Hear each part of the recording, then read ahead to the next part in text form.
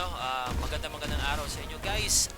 Welcome to another episode of RM Online Next Tips and Tricks. And today we are going to talk about dungeons.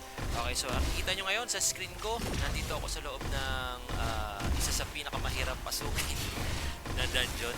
This is the mines. Okay, so mine. Okay, pakita ko lang sa inyo kung ano yung mga klase ng mga dungeons, yung mga benefits nila at saka para saan ba sila. So first, let's talk about Zone Dungeon, the Android Junkyard. So Android Junkyard, simplihan lang natin, dito tayo nagpa-farm ng mga upgrade materials like ng weapon upgrade kit, armor upgrade kit, and so on. Okay, so meron dito may mga kits dito na bound at saka hindi bound.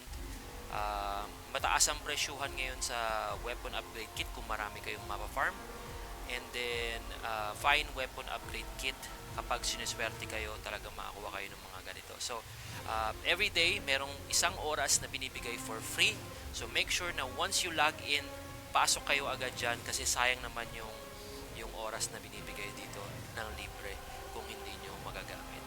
Usually, I use my offline farming time to farm for 1 hour and then I'll just come back and farm another dungeon pagkatapos. So ngayon, let's talk about the Treasure Ship Coast naman. The Treasure Ship Coast, you can actually find similar naman siya sa Android Junkyard. Makakuha ka ng upgrade kits. Ang kinaibahan lang dito, makakuha ka dito ng Treasure Ship Gold Coins. And then yung Treasure Ship Gold Coins yung after ng event or during the event, pwede nyo to i-convert sa punta tayo sa event. Pwede nyo yan i-convert sa hanapin natin yan sa mining or sa treasure ship.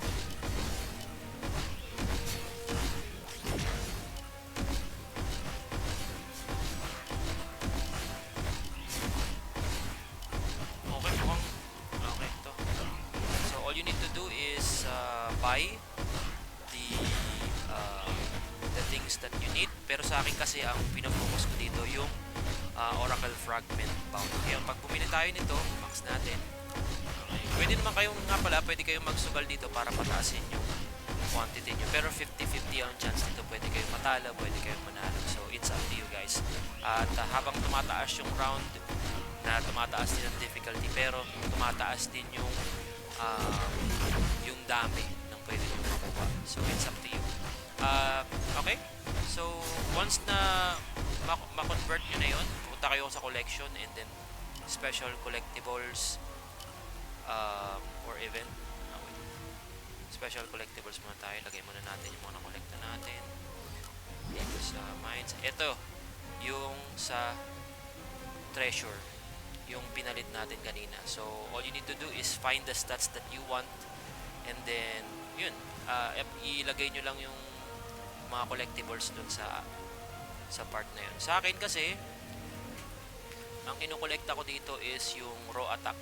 So, naghahanap ako dito ng raw attack or kaya crit damage or critical hit rate or ACC. Kasi, the more ACC you have, the higher chance you will hit na yung mga higher level monster. Kasi, as you level up, you will encounter higher level monsters or doon ka na dapat mag-farm. And kapag mababa yung ACC mo, mag-miss ka, mag-e-evade sila na mag-e-evade. So, sayang lang yung damage per seconds kung hindi naman mag-connect or hindi tatama. So, ito, katulad nito, attack. Punta ko dyan, add all. Okay, so may plus 4 attack ako. So, 32 combat power ang dinagdag niya. So another one, add all. So 25 lang and I will farm again later. Okay. So ngayon, let's talk about where I am right now. Dito tayo sa public mining field. Sabi ko kanina, ito yung pinakamahirap pasukin na dungeon. Bakit? Kasi lagi itong puno. Okay, so pag in-enter mo dyan, click mo yung dungeon and then pag nag-go ka dyan, sabihin sa'yo, it's full. don't worry guys, makakapasok pa rin kayo dito kapag may nag-log out sa loob or kapag try nyo spam yung go. Spam nyo lang to ng spam, spacebar, at hanggang sa makapasok kayo. Ngayon kung nasa mobile kayo, mobile device ang gamit nyo, i-spam nyo lang yung click sa kanya. Sometimes it takes a few minutes before you could enter. And then, para saan ba itong mining field? Nakikita nyo, puro equipments ang nandito. May mga epic equipments, may mga rare equipments, at saka yung mga skin, ganyan. Pero sa higher level kasi yun. So, pag pumunta kayo ng public mining field, dito sa lower level, sa 50 plus, puro items lang ang makukuha ninyo, mostly. May mga collection items at saka mga blueprint. Pero mostly puro items lang. Ngayon, ano ba kahalagahan ng items? Katulad nito, kanina, pinakita ko sa inyo nung umpisa, meron tayong nakuhang maraming items. Ngayon, all you need to do with those items, punta lang kayo dito. Kita nyo yung arcade node ko. Konti pa lang siya. So, all you need to do is click nyo lang yung yung salvage, and then try to salvage the equipments that you don't need. Okay, or hindi nyo na kailangan sa collection. So, pag na-salvage nyo siya, ayan, magkakaroon kayo ng free nodes by farming here. Ngayon, ano ba pinagkaiba niya sa labas? Nag-farm ka sa labas, nag-farm ka sa loob. Actually, the mining area has weaker monsters compared to the outside. For example, this one is level 50. Pero, yung mga monsters dito, 2 or 3 hits lang for level 55 like me. So, mas efficient siya and mas mataas yung drop rate dito para sa labas. So, mapapansin nyo pag nag-AFK kayo dito or nag-offline farming kayo dito for, let's say, 2 or 3 hours, mabilis mapuno yung inventory nyo. At yun nga, nasa inyo yan kung tutunawin nyo or salvage nyo yung mga items na nakuha nyo. So, ngayon, tayo natin maglagay sa collection. Tulad nito, add all. O, diba? Add all. Add all. Add all lang tayo ng add all hanggang sa nakakuha tayo ng stats na addition. So, makikita nyo dito, ang kailangan natin ay yung neck guard, tsaka leg guards. Neck, leg guards. So, hindi natin ibebenta yon. Yung ibang collectibles, ibebenta natin. Wait, lagay natin to. Lapit-lapit na mapuno yan. Okay, so yung neck, tsaka yung leg. Okay, leg guards ang kailangan natin. Hindi na natin kailangan tong ear cups. Kailangan ba natin? Or natin salvage cancel. Natin matagal. Yeah, we need this plus 7. So, mukhang wala muna akong tutunawin dito. Yung mga extra items na hindi ko na lang kailangan yung tutunawin dito. So, for salvaging, mukhang wala muna ako isa-salvage dito. Tingnan nyo, nung pumasok ako dito, ang mga blueprints ko dito, parang 3 piraso lang, pero ang dami ko na nakuha ang blueprints. Pwede ko siyang gamitin to craft ng asan na ba yun? Material tri-plate. Eto. So, yung mga blueprints na nakukuha natin, ayan, pag nakaipon kayo na marami, pwede kayo makakuha ng mga tri-plate. Ito. Ayan, Kuya Henry, ano ba ang silbi nitong tri-plate? Pwede kayong mag-summon ng field boss or ng tag dito projection. Okay, yung mga projection na yon, pwede nyo siyang i-treat as mini boss. Kung may naglaro sa inyo ng Ragnarok before, para siyang dead branch para sa bosses, MVP dead branch, parang ganun. So pwede kayong mag-summon ng mga boss using this. Okay, so just find the correct blueprint. Pag nakaipon kayo ng tamang number nun, yun, pwede na kayong mag-craft ng tri-plate.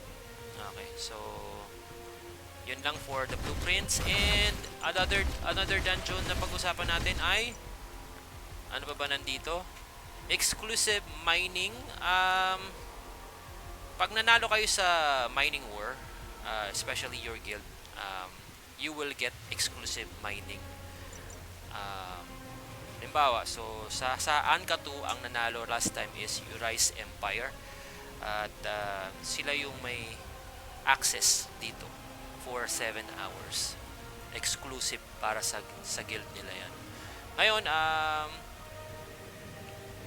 kung may oras pa kayo dito sa Secret Nemesis base, ganun din naman siya, halos katulad siya ng mining field. Mataas din yung drop rate ng mga items dito. And then may mga rare items dito na hindi mo makuha sa normal field or sa labas. So you can click enter and then makikita mo yung drops dito. Yan. So meron tayong mga items dito na kailangan pa or collectibles na kailangan pa. And then mataas yung drop rate ng skill chips. Hindi ko alam tawag dito kung chips ba to or skill book ang tawag sa kanya. Pero parang siyang microchip. Yung halaga ng mga to I think nasa 300 plus or 800. Okay, so 800 nung binili ko siya, 300 lang last week. Ito naman blocking 490. Tumaas siya, tumaas.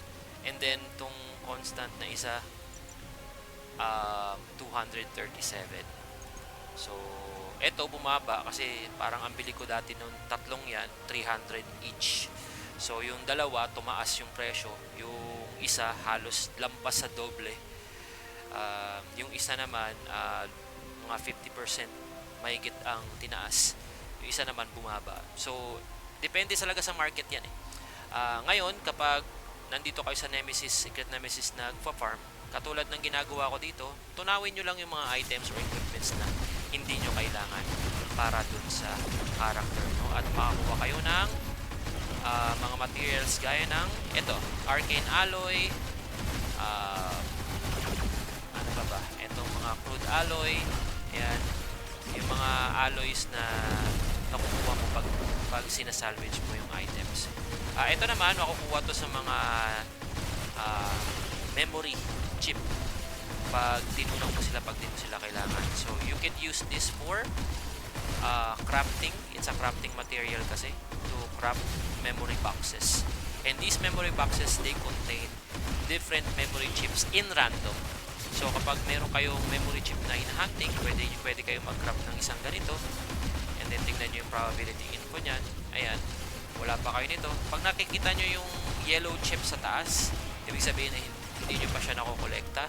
Pero kung nakakolekt na, halimbawa nakakuha na kayo ng ganong chip, makikita ninyo na yung chip na yun ay wala ng yellow icon, kundi check icon na lang siya sa my upper right. I think I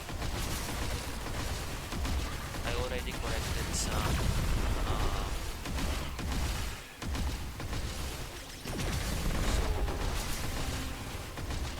mukhang hindi pa ako nakakapag-open ng box na to. So